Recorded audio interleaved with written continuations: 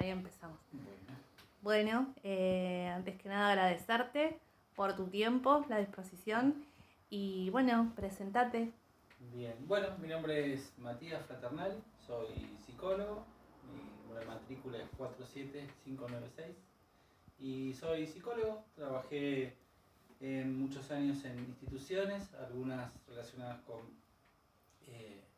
patologías graves, trabajé en Sideli, trabajé en instituciones abocadas a la cuestión de las adicciones, trabajé bastante con discapacidad también en instituciones y de forma particular, y actualmente trabajo en mi consultorio, que es este, y también trabajo en una ONG que trabajamos con chicos ciegos. Bien, bueno, como te contamos recién, tenemos a cargo nuestro grupo coordinar la jornada de hoy, que va a hablar sobre acompañamiento terapéutico en adultos mayores. Bueno, en principio te queremos preguntar... ¿Cómo es tu experiencia trabajando con adultos mayores?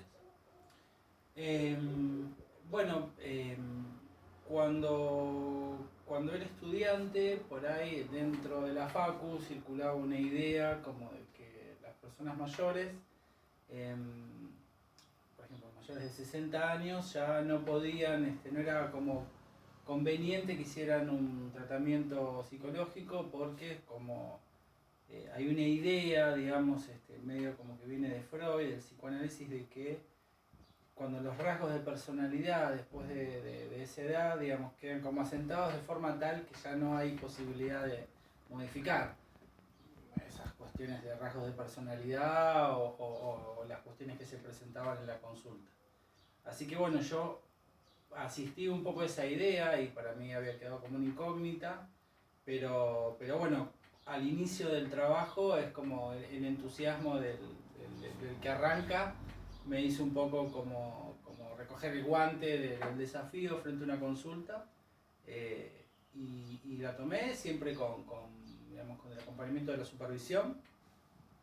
Y los casos que he llevado adelante, la verdad es que fueron buenos y hubo mucha tela para cortar, y trabajé inclusive muchos años con varias, fueron pacientes mujeres.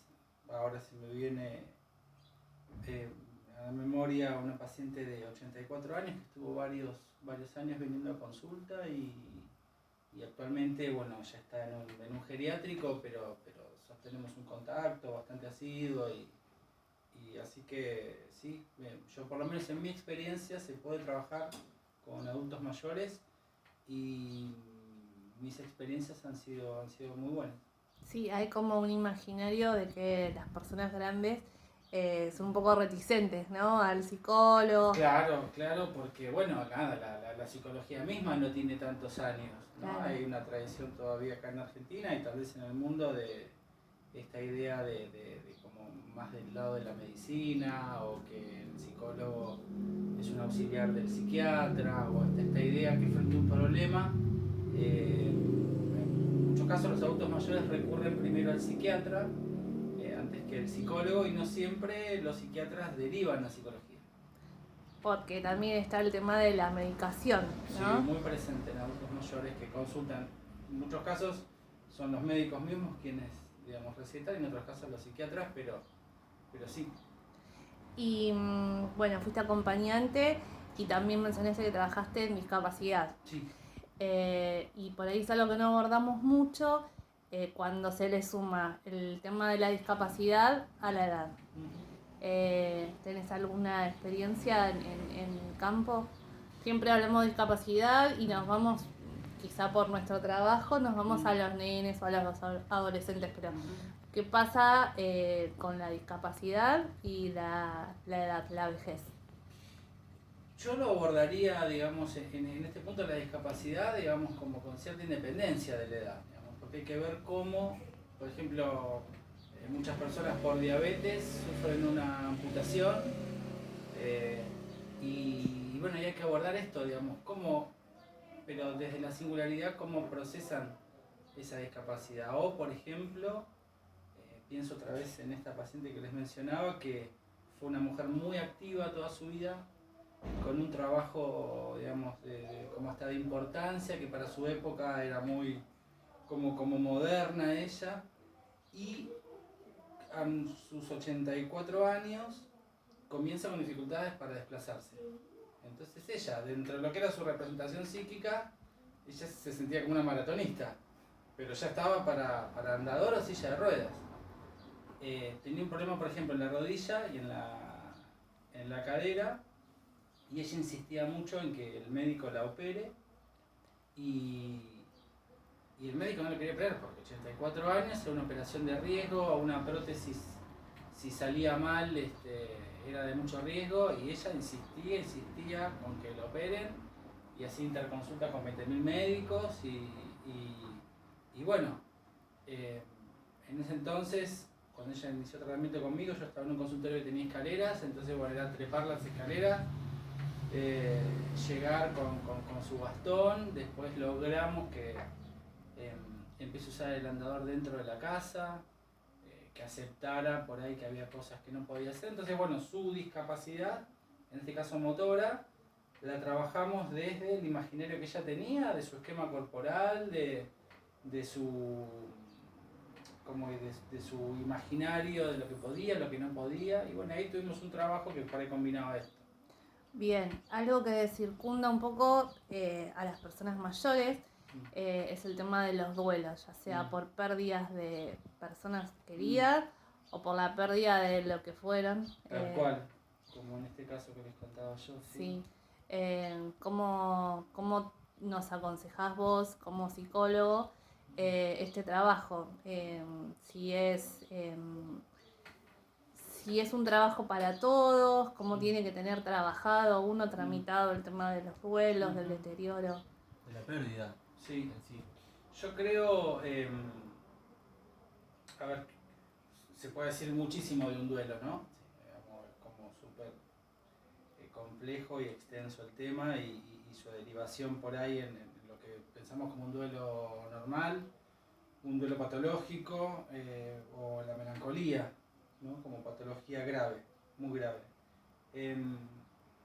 Pero por ahí algo para decir importante para mi área y para el área de ustedes es que a veces esta época en la que vivimos como que apura los duelos, como que no hay tiempo de espera, ¿no? Suele pasar mucho que ante una persona ante una pérdida, rápidamente todos le sugieren, bueno, tenés que conocer a alguien nuevo, tenés que salir adelante, como que la gente, un poco la sociedad, por su rapidez, por este imperativo de la inmediatez, y también hasta por el auge de la farmacología, rápidamente invitan a la persona a que esto lo supere rápido. Entonces, para mí lo que es clave, y es algo que trabajo en mi clínica, digamos yo,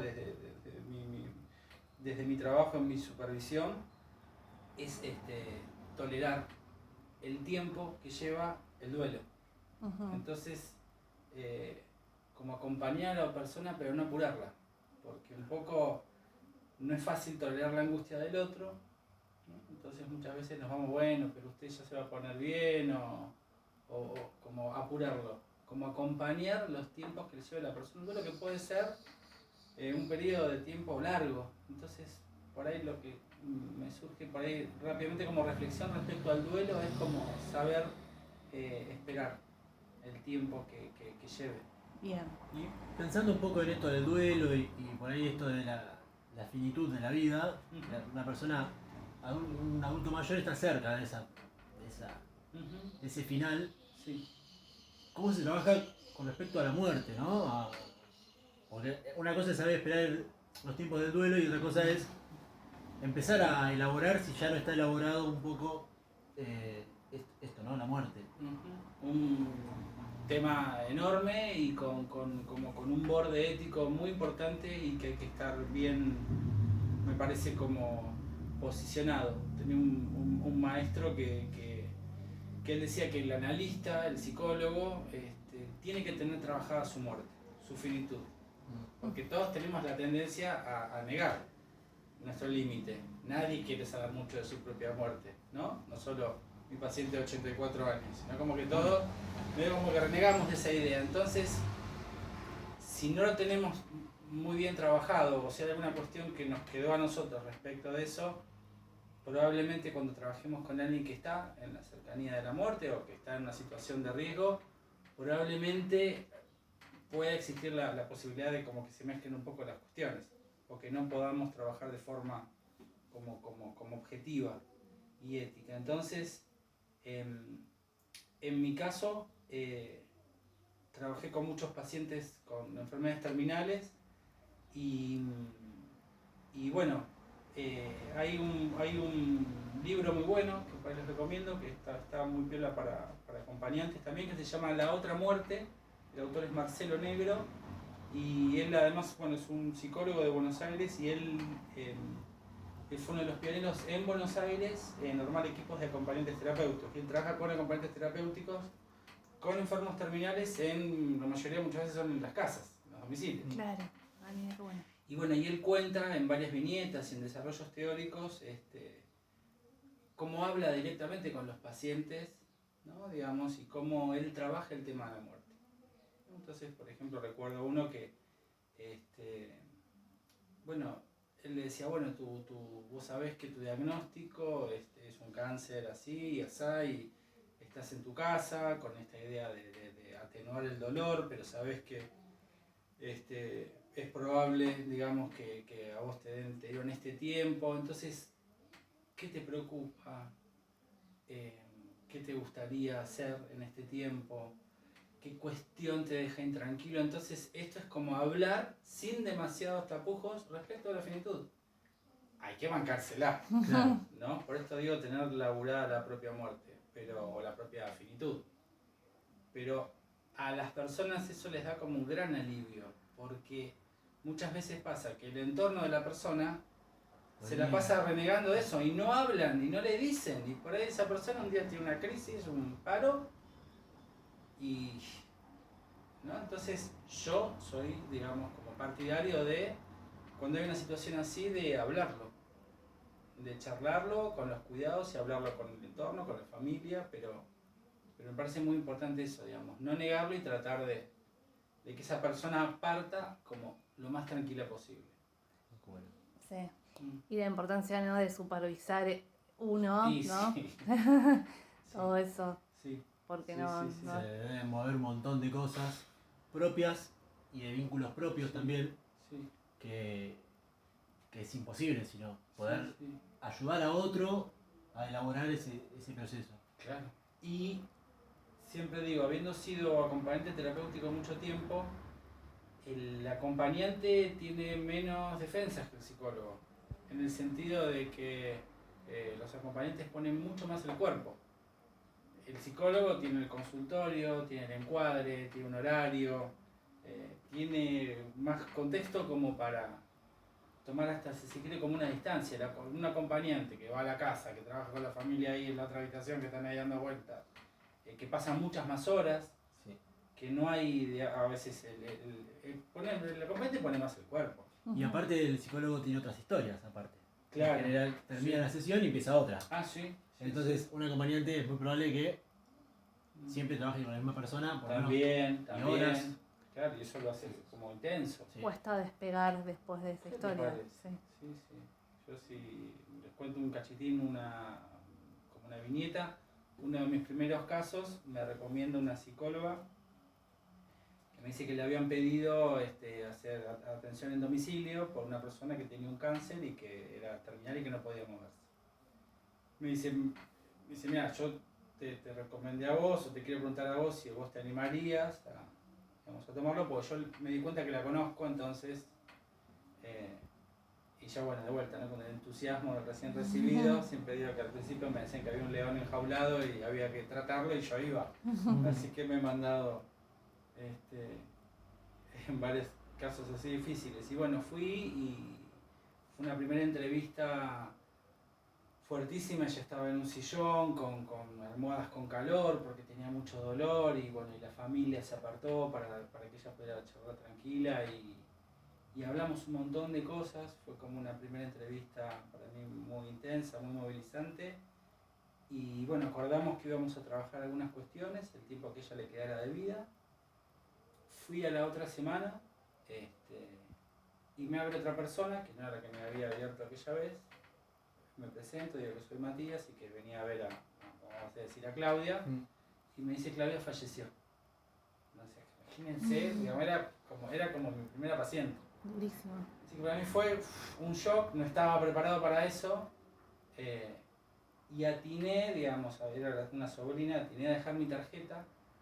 Digo, bueno, dije que lo lamentaba mucho, me fui. Y 2 meses después me vinieron a ver las hijas. Me llamaron por teléfono y me pidieron una entrevista a las hijas. Mira. Y yo charlé con ellas algo de lo que había hablado con su mamá y de cuáles eran los deseos de su mamá y que, digamos, qué cosas se estaban dando vuelta en ellas y cuáles eran sus deseos. Y para ellas fue súper importante como volver a escuchar las palabras de su madre a través mío. Y para mí fue como, imagínate, sí, pero súper movilizante. Sí. Y bueno, estas experiencias así que no se olvidan, ¿no? Que te marcan, son como puntos de inflexión. Claro, y bueno, hablando de duelos, de la muerte, cómo la vida pasada, los distintos ciclos de la vida de una persona pueden ayudar a llegar bien plantado, bien parado a ese momento, ¿no? El pasado, yo acá había escrito una pregunta, si el pasado puede ser determinante, suponemos que sí, a la hora de pensar en cómo se está afrontando la actualidad de un adulto mayor. Y sí, digamos, por eso también es importante tener ese tiempo de espera y de paciencia y de como entrar en el mundo del otro. Que quizás nosotros, por ejemplo, yo antes pensaba que todos los adultos mayores eran viejitos buenos y simpáticos y había que quererlos y cuidarlos y respetarlos, y bueno, la vida me mostró que no, que hay viejitos que son muy malos y que no, a priori, digamos, no son todos abuelitos de cuentos de hadas. Pero por otro lado, sí creo muy importante, por eso, digamos, en el trabajo del acompañante terapéutico y en el del psicólogo también, darse ese tiempo para escuchar, digamos, y como ir haciéndonos una idea de lo que fue su vida. Por eso también la importancia de las entrevistas con el entorno, porque cómo haya vivido esa persona va a dar cuenta del momento en el que está, nos va a dar como datos esenciales y fundamentales como para ver, y también para ser cuidadosos. Claro. ¿No? Y también como para también estar un poquito advertidos de qué es lo que van a desplegar sobre nuestra persona en relación a su vivencia pasada. Si esa persona tuvo una relación pésima con sus hijos y bueno, el acompañante va inadvertido de esto y va a tener que cuidarse en ese sentido de no tener un exceso o no proponer algo que no sea como correcto para ese momento. Entonces sí, en la medida de lo posible, empezar muy tranqui, lo más abierto posible y dejar que la persona nos cuente, y si la persona no nos puede contar, recurrir a informantes clave, familia, entorno, barrio, quien sea. Perfecto, genial. Bueno, Matías, creo que... Sí, no, había por ahí algunas preguntas más, pero por una cuestión de tiempo, pensar me parece importante la pregunta de cómo darse cuenta cuando por razones propias uno está obstaculizando el tratamiento y saber dar un paso al costado. Un poco lo hablamos ya, ¿no? De esto de bancarse o no ciertas cuestiones, pero... Y lo que pasa es que no siempre uno se da cuenta. Yo, por ejemplo, como acompañante, muchas veces me he estresado mucho y seguía adelante con casos que me daba cuenta que yo registraba en mi cuerpo y en mi ánimo de que no me estaban haciendo bien, pero a veces el imperativo de la necesidad económica o del tengo que poder o como se juegan un montón de factores que hacen que por ahí no lo pesque. Yo, por suerte, tal vez por conocer un poco el rol del supervisor, recurrí siempre en mi práctica como acompañante a supervisar con alguien. Y eso me ayudaba, ¿no? Me ha ayudado mucho. Y yo creo que es importante registrarse uno mismo, ¿no? Tomarse ese ratito de cuando uno termina un acompañamiento o cuando terminas de trabajar con un paciente o al final del día, por ahí en mi caso, bueno, registrarse un poco cómo está uno, porque cuando a vos te queda como una sensación de